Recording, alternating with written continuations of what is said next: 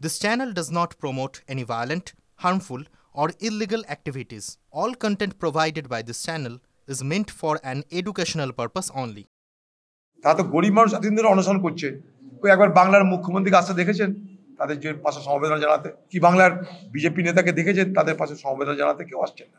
আপনাদের অনশন কাকে কাকে লক্ষ্য করে করছে সেটা ভাবুন আপনারা। বরং যদি করতেই হয় তাদেরকে বলেছি এখানে না করে চলুন দিল্লিতে।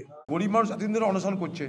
ওই একবার বাংলার মুখ্যমন্ত্রীকে আসতে দেখেছেন তাদের যে পাশে সমবেদনা জানাতে, কি বাংলার বিজেপি নেতাকে দেখেছেন তাদের পাশে সমবেদনা জানাতে? কেউ আসছেন না। আপনাদের অনশন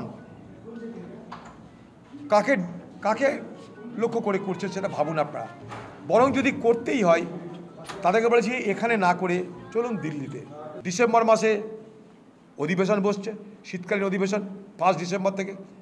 যদি কেন্দ্রীয় সরকার মনে করে একটা অর্ডিন্যান্স নিয়ে এসে যে 2002 সালের নাম না থাকলে পরে নাম না থাকলেও যেহেতু তারা এখানকার মতুয়া সম্প্রদায়ের মানুষ, তারা কোনো না কোনো ভোট তো দিয়েছে, তাদেরকে সে অধিকারটা দিয়ে দেয়। এটার জন্য তো হাইকোর্ট সুপ্রিম কোর্ট যার দরকার ছিল না। এটা তো বিধানসভার স্পিকার যথেষ্ট।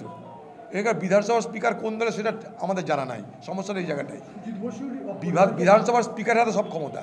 তুমি চোর চুরি বাটপাড়ি ছাঁচড়ামু যাই করো তৃণমূল দলে যুক্ত যায়, ঝামেলা মিটে যাবে। সেরকম দিল্লির ক্ষেত্রে তাই, কেন্দ্রীয় সরকারও তাই।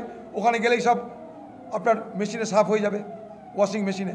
ওয়াশিং মেশিন দিল্লিতে একটা বসানো আছে, ওয়াশিং মেশিন কলকাতাতে একটা বসানো আছে, নবান্নতে একটা ওয়াশিং মেশিন বসানো আছে, দিল্লিতে একটা ওয়াশিং মেশিন বসানো আছে।